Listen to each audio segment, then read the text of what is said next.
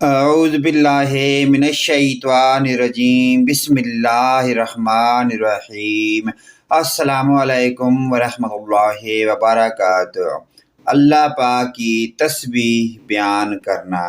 رسول پاک صلی اللہ علیہ وآلہ وسلم نے فرمایا کہ جو شخص سبحان اللہ والحمد للہ ولا الہ الا اللہ واللہ اکبر پڑھتا ہے تو ان میں سے ہر کلمے کے بدلے اس کے لیے جنت میں ایک درخت لگا دیا جاتا ہے۔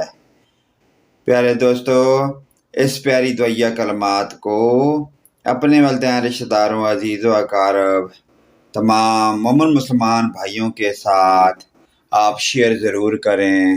ہو سکتا ہے کہ آپ کے شیئر کرنے سے کسی کا بھلا ہو جائے۔ اللہ پاک کی ذات ہم تمام امت مسلمہ کو عذاب قبر سے بچائے اور پنج گانہ نماز پڑھنے کی اور اس پیاری حدیث پر عمل کی توفیق عطا فرمائے۔